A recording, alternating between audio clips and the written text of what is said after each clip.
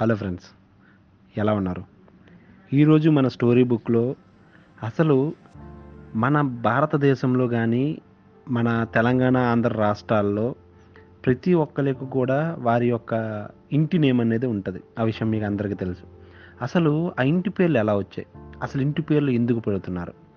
అసలు దాని వెనకున్నటువంటి రహస్యం ఏంటి? అసలు ఇంటి పేరు ఉండాలా?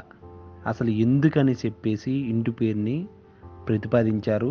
అలాగే ఇప్పుడు ఇంటి పేరునే పరమావధిగా అందరూ ఫాలో అవుతూ ఇంటి పేరు మాత్రమే ఉంటే చాలు అనుకుని వాళ్ళ యొక్క మొత్తం జీవితాన్నే నరకం పాలు చేసుకుంటూ వారి యొక్క ఇంటి పేరు కోసమే చస్తూ చంపుతూ వారి యొక్క ఇంటి పేరు మాత్రమే వాళ్ళకి అన్నీ ఇస్తుంది అనుకునే మన ఈ రోజుల్లో వాళ్ళకి అసలు ఇంటి పేరు ఎలా వచ్చిందని తెలుసుకునే ధర్మం అందరికీ ఉంది. ఈ వీడియోలో ఇంటి పేరు ఎలా వచ్చిందో తెలుసుకుందాం. ప్రధానంగా భారతదేశంలో ఆంధ్రప్రదేశ్ మరియు తెలంగాణ రాష్ట్రాల్లో ఉన్నటువంటి తెలుగు ప్రజల్లో ఇంటి పేర్లు ఎలా వచ్చాయో అని మాత్రమే ఈ యొక్క వీడియోలో మాట్లాడుకుందాం. అయితే వివిధ సాంస్కృతిక, సామాజిక మరియు చారిత్రాత్మక ప్రభావాల ద్వారంగా కాలక్రమేణా అభివృద్ధి చెందుతూ ఈ యొక్క ఇంటి పేర్లు అనేది వచ్చాయి. తెలుగు సంస్కృతిలో ఇంటి పేర్ల ఉపయోగం వివిధ కాలాలు మరియు అభ్యాసాల నుండి మనం గుర్తించవచ్చు. అయితే తెలుగు ప్రజల యొక్క ఇంటి పేర్లు వచ్చినటువంటి కొన్ని సాధారణ మార్గాల గురించి మనం ఇప్పుడు తెలుసుకుందాం. అందులో మొదటిది కుల ఆధారంగా వచ్చినటువంటి ఇంటి పేర్లు. ఈ యొక్క కుల ఆధారంగా వచ్చినటువంటి ఇంటి పేర్లు చారిత్రాత్మకంగా తెలుగు ప్రజల్లో ఇంటి పేర్లు తరచుగా వారి యొక్క కులం లేదా సంఘంతో ముడిపడి ఉంటాయి. అయితే ఇక్కడ వచ్చినటువంటి వ్యక్తి ఏ యొక్క కులానికో లేదా వాళ్ళ యొక్క ఉపకులాన్ని సూచిస్తుంది. ఫర్ ఎగ్జాంపుల్, కొన్ని సంవత్సరాల కిందట ఒక సంఘంగా ఏర్పడినటువంటి గ్రూప్ ఆఫ్ పీపుల్ సంబంధించినటువంటి ఒక క్యాస్ట్ లేదా వారికి సంబంధించినటువంటి ఏదో ఒక గుర్తుని కానీ లేదా వారు ఇష్టంగా అనుకున్నటువంటి కులదేవతకు సంబంధించిన పేరు కానీ వారి యొక్క గ్రూప్కి కానీ సంఘానికి కానీ పెట్టుకొని ఉండేవారు. అలాగ పెట్టుకున్నటువంటి పేరుని క్రమేపా వారి యొక్క సంఘంలో ఉన్నటువంటి ప్రతి ఒక్కరు యొక్క పేరుకు ముందుని తగిలించడమే ఈ యొక్క కుల ఆధారితమైనటువంటి ఇంటి పేరు. ఈ జాబితాలో రెండోది వృత్తిపరమైన ఇంటి పేర్లు. తెలుగు ప్రజల్లో చాలామంది ఇంటి పేర్లు వారి యొక్క పూర్వీకులు వృత్తుల నుంచి ఆవిర్భవించాయి. అంటే వారి యొక్క పూర్వీకులు అంటే యాన్సిస్టర్స్ అనేవాళ్ళు చేసినటువంటి పని పేరు కానీ లేదా ఆ పనిలో చేసినటువంటి కొన్ని పనిముట్లు ద్వారా కానీ ఈ యొక్క ఇంటి పేర్లు అనేది వచ్చాయి. ఉదాహరణకు కులకర్ణి, విలేజ్ అకౌంటెంట్ అంటాం. అలాగే నాయకుడు లేదా యోధుడు, లేదంటే శెట్టి, వీరిని వ్యాపారి. వీరి యొక్క ఇంటి పేర్లు కొన్ని తెలుగు కుటుంబాల సాంప్రదాయ వృత్తుల నుంచి వచ్చాయి. అంటే వారి యొక్క భౌగోళిక వృత్తులు లేదా వాళ్ళు దేని మీద అయితే ఆధారపడి వారి యొక్క యాన్సిస్టర్స్ అనేది బ్రతికారో ఆ వృత్తుల యొక్క పేర్లను వీరి యొక్క ఇంటి పేర్లుగా పెట్టుకొని వారు తర్వాత తరాల వాళ్ళు కూడా ఆ యొక్క ఇంటి పేరును అనేది ఫాలో అవుతూ వచ్చారు. ఈ జాబితాలో మూడవది భౌగోళికంగా వచ్చినటువంటి ఇంటి పేర్లు. ఒక వ్యక్తి కుటుంబంలో ఉన్నటువంటి పూర్వీకులు నివసించినటువంటి గ్రామం కానీ పట్టణం కానీ ప్రాంతం కానీ వీటి యొక్క ఆధారంగా చేసుకుని వారి యొక్క ఇంటి పేర్లను పెట్టుకోవడం, ఇది ఎక్కువగా తెలుగు ప్రజల్లో ఎక్కువగా కనిపిస్తుంది. ఈ యొక్క ఇంటి పేర్లు తరచుగా కుటుంబం యొక్క మూలము లేదా వారి యొక్క పూర్వీకులకు చెందించినటువంటి భూమిని ప్రతిబింబిస్తుంది.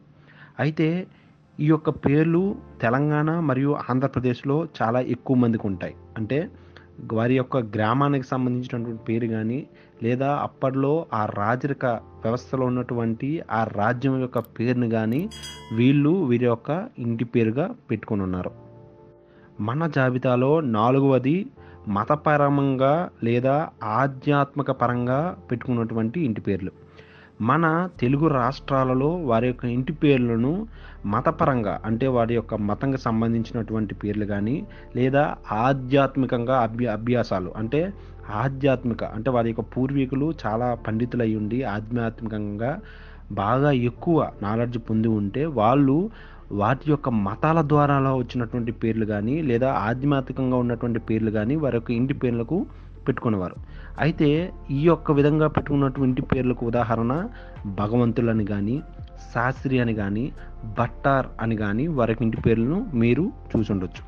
అయితే మతపరమైన లేదా పాండిత్య కార్యకలాపాలలో ఎక్కువగా పాల్గొన్నటువంటి కుటుంబాల యొక్క అనుబంధాన్ని ఇవి సూచించుకోవడానికి వీరి యొక్క ఇంటి పేర్లను వాటికి అనుబంధంగా పేర్లు పెట్టుకొని ఉంటారు. మన జాబితాలో 5వదైనటువంటి ఇది వ్యక్తిగతంగా అంటే వారి యొక్క ఇంటి పేర్లు వాళ్ళ యొక్క వ్యక్తిగతంగా పెట్టుకున్నటువంటి ఇంటి పేర్లు. ఇవి కొన్ని సందర్భాల్లో వ్యక్తి గత పేర్లు లేదా పూర్వీకులు ఉన్నటువంటి వారి బిరుదులు మీ అందరికీ తెలిసి ఉంటుంది. మన తెలుగు రాష్ట్రాలు ఒకప్పుడు రాచరిక పాలన ఉన్నటప్పుడు కొంతమంది వారు చేసినటువంటి సేవలకు గాను లేదా వాళ్ళు చేసినటువంటి మంచి చర్యలకు గాను వారి యొక్క రాజ్యాంగం లేదా రాజులు కొన్ని బిరుదులు ఇచ్చుంటారు. వాటి యొక్క బిరుదులను వారి యొక్క పూర్వీకులు అనేది వారి యొక్క ఇంటి పేరుగా పరిగణించి వారి యొక్క తర్వాత తరాలను కూడా ఫాలో అయ్యేటట్టు చేశారు. అయితే ఈ యొక్క ఆచారం రాజు కుటుంబాలు లేదా ప్రభువులు లేదా సమాజంలో ఉన్నటువంటి ప్రముఖ వ్యక్తులు మాత్రమే ఉండేది.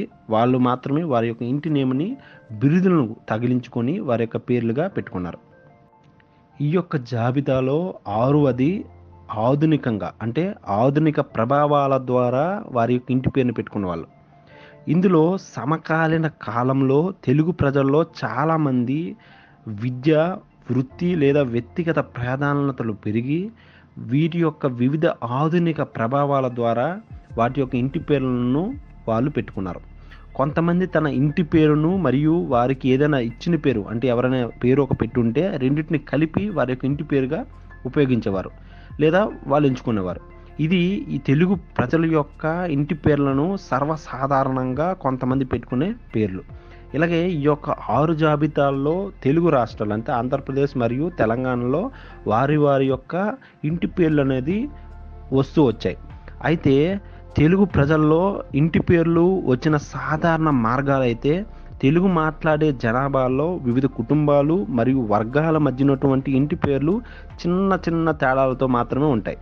తెలుగు ప్రజల్లో ఇంటి పేర్లు పరిణామం అనేది ఈ యొక్క 2 రాష్ట్రాల యొక్క గొప్పతనాన్ని అలాగే సంస్కృతిని వారి యొక్క యాన్సెస్టర్స్ అంటే వారి యొక్క పూర్వీకుల నుంచి వాళ్ళు పొందినటువంటి ఈ యొక్క ఇంటి పేరుని వాళ్ళు చాలా గొప్పగా అలాగే మిగతా వారితో విభిన్నంగా అలాగే 10 మందిలో వారికి వచ్చినటువంటి గౌరవప్రదమైన ఒక పొజిషన్గా అందరూ ఫీల్ అవుతూ ఉంటారు.